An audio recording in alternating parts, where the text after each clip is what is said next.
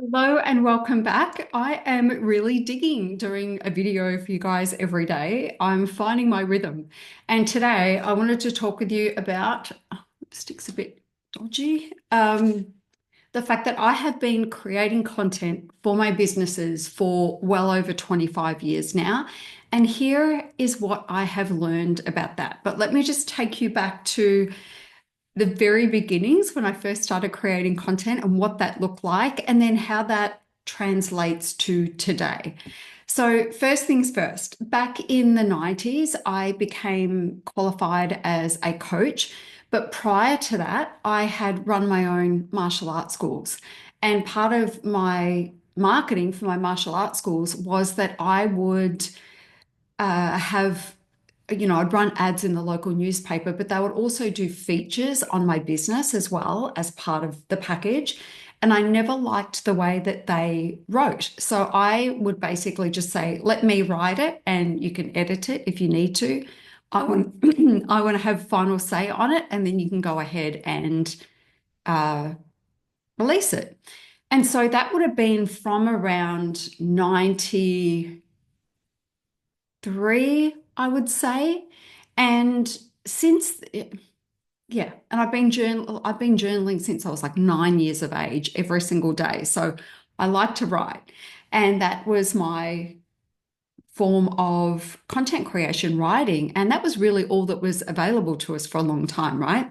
Anyway, so that was the very, very early beginnings where I would write these pieces for the Taekwondo school as part of an advertising campaign.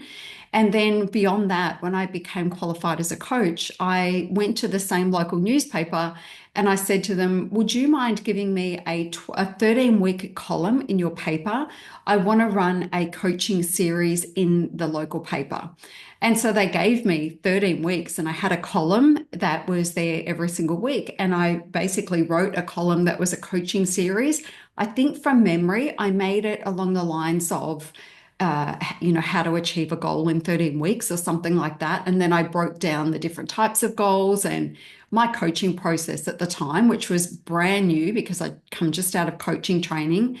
And I started to really pick up a lot of momentum in my town because people already knew me from the Taekwondo school. It's quite visible there. I'd also had been, winning state and nationals. I'd gone through my black belts. And so I had a pretty good relationship in the town just as a martial arts school owner. And so I created this column, and people would stop me in the street to say how much they loved the column. And I used that column as a way to promote an information evening. So back in the day, we used to run information evenings, and I had this fabulous venue, and I filled that event through this free newspaper column, picked up a lot of clients through that column. And it really helped me find my feet around writing. And so, fast forward a few years, I've had my coaching business for a little while. I've had my Taekwondo schools for quite a while by this stage. And in around 2003, I think it was, I launched an online fitness business.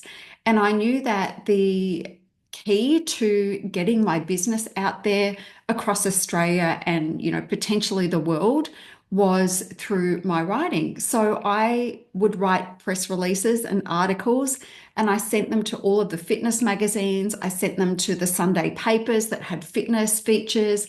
I sent them everywhere. And over time, over just a few months, I ended up developing a really tight circle of humans who were reporters or journalists for different organizations. And very soon they would start to interview me. So if they didn't have a piece of mind that was ready to go to print, they would be running a story or an article about something, and then they would get in touch with me and ask me, hey, can we get your input on this? Or hey, can we get a couple of tips for this? And so again, I built my business through my writing. And it was really interesting because I remember we have in Australia, we have Myer department store. It's not the highest end department store, but one of them. And it was back in the day.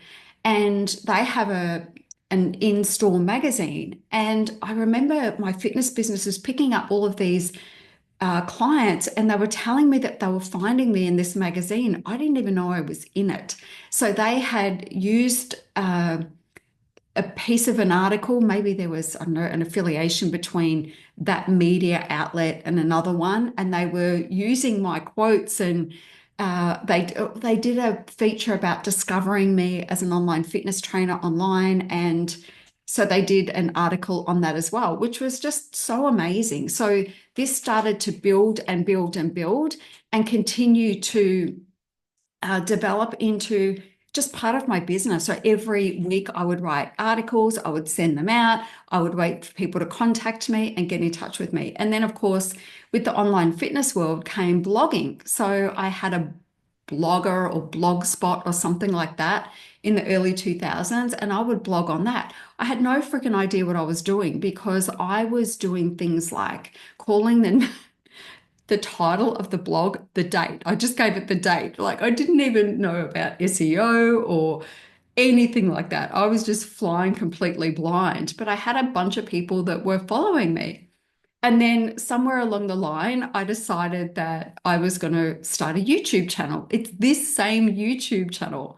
And I created a program called Glow Fit TV. It was a weekly fitness show that was just me, and it had the worst graphics you could ever see. And if you go back, I think I've left at least one of them unlocked. They're so embarrassing.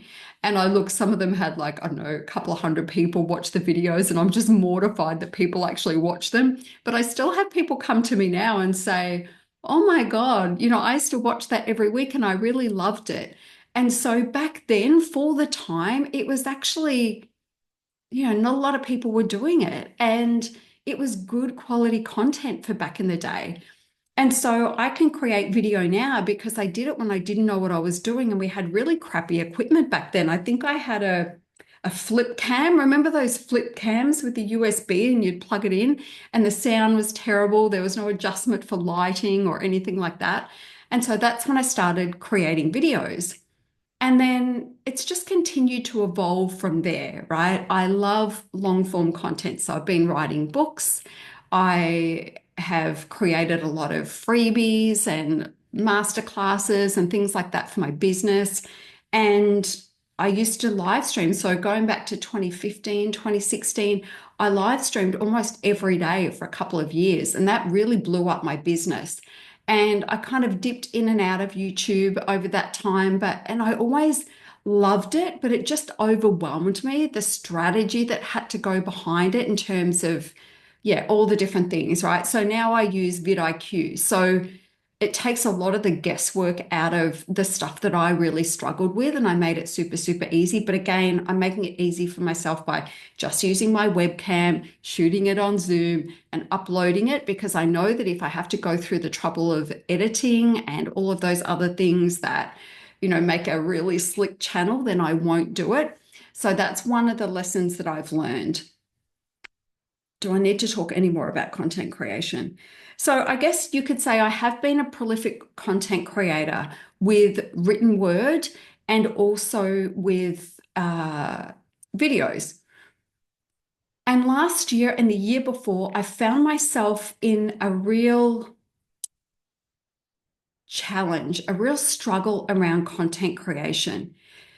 It was, I think, coming out of lockdown, when a lot of people went online that weren't online before. A lot more people were creating stuff online, and a lot of new, bright, shiny people were online. And so I think my reach went down and things like that happened. And I just felt lost amongst the sea of people. And I've started to feel like there's no point. Like, what's the point? Which is ridiculous. I had a shit attitude about it. There's no doubt about it. So that was going on for me. And then I'd also decided to spend a bit of time on Instagram. And as I think about it now, that was the worst move that I could have ever made.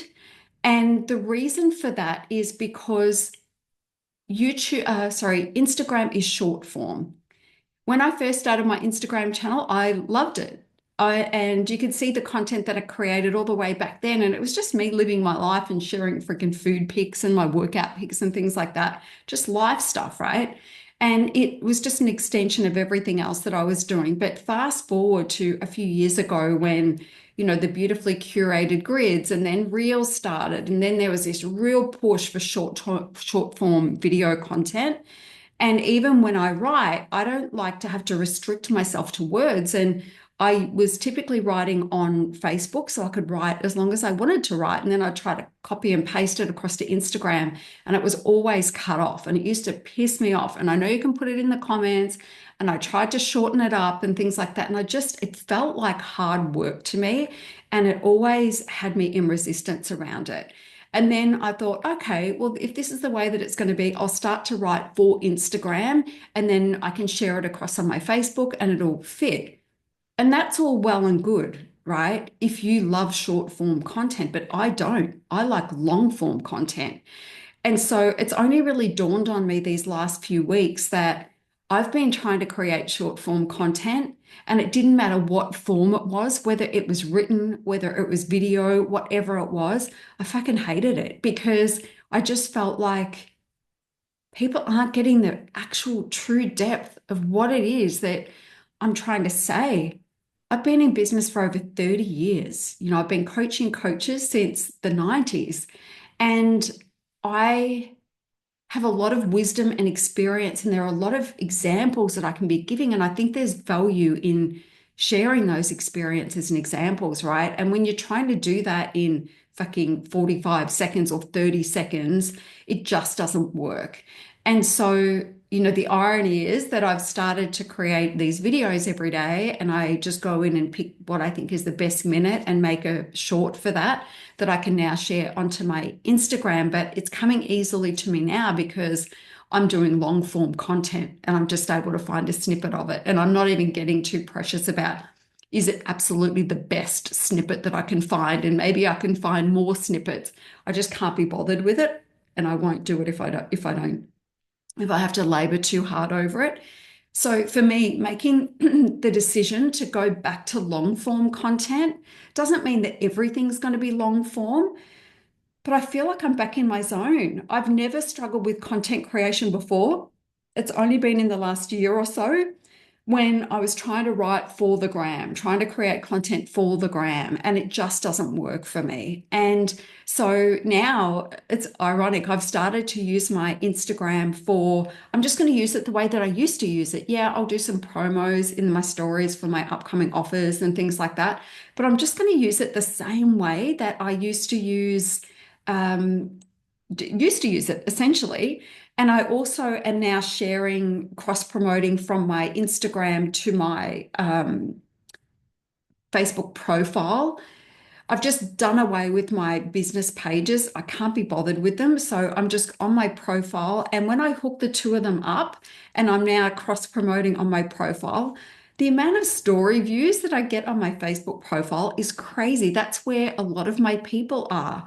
That's where a lot of the people that came to me years ago are and are still interested in the stuff that I've got to share. But I wasn't going on my profile because I just had made this rule around, I don't want to do business stuff on there. And it's like, oh, fuck it. My brand is an extension of me. I've tried to separate myself. I tried to distance myself and tried to make me a completely separate entity to my business and things like that. And it's like, just doesn't work, right? I live and breathe my work. I love it. I don't overwork, but I do live and breathe what I do. I'm passionate about it.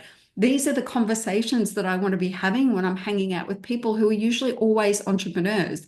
And other than that, they're my fitness or martial arts people. And then we talk about those things, but they are my topics of conversation. And so, yeah, here's what I've learned. And here's what I want you to really take away from today is take it from me, somebody who has been doing content for a very long time, and that content has continued to grow my business over decades, nearly 3 decades now, right? When we try to stuff ourselves into a platform to try to, I don't know, fucking hack the algorithm or whatever it is, or fall into the latest trend, if that's not who we are, we're doing ourselves a disservice. If we are predominantly people who create long form content because we're, I don't know, beyond 40 and our attention spans can handle it, then we can go to the places where long form content is accepted, right? And so, where is long form content accepted? For me, it's my podcast, it's the YouTube channel, it is my Facebook profile, it is my books, it is my email list. That's where I feel like I can write without any restriction whatsoever. And that's when I get to do my best work. I'm live streaming on my Facebook profile now. I'm doing the YouTube videos, as I say. And I'm really leaning into this long form content again. It's probably shorter than it used to be, but I feel like because I was working for the gram so much that I've naturally become a little bit more efficient at delivering my message in a shorter time frame. But it's not because I'm trying to, it's just because that's a natural byproduct of that. But I'm going to let it be what it's going to be. So that's what I want you to take today. Go to the platforms that are going to support the way that you love to create content, and then let the content be the content. If I try to fuck around trying to figure out how to get the algorithm to work for me, then it trips me up every single time. And I find myself creating for the algorithm instead of creating from my heart, from what I really want to say. And the content's never as good. And so I'm just being practical about that. It's like, would I rather create the best content that I can create unhindered and just hang out on the platforms that will accept that long form content? Or do I want to try and squeeze myself into another platform, sure, where there's another market potentially there, knowing that my content is going to be compromised? And I'm not going to do that anymore. So I'm making long form cool again. Join me. If you are a woman, particularly, or a man, or a they, whoever, 40 plus, then I know you probably know that there's more value in long form. If you really want to spend some time with somebody and you really want to learn from them, I think we do need to discipline ourselves to turn our phone around, to um, not be distracted, and to turn everything off so that we can sit and actually consume the content with an intention behind it. Like, what can I take from this today? And really spend time with the content and learn from it instead of just consuming.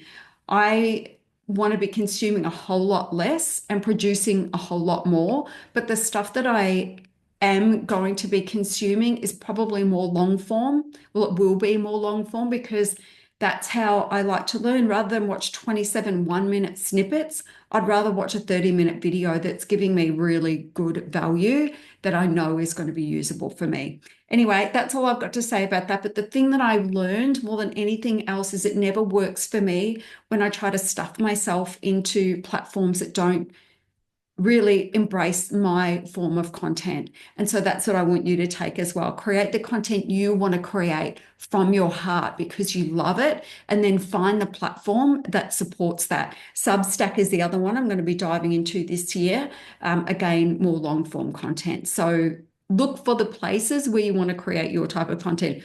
If you love short form and that's your jam, go nuts. This is not for you, but for everybody else who's felt a little bit encumbered by this short form format, then let's unleash the long form. All right, my loves, that is it. I will see you next time.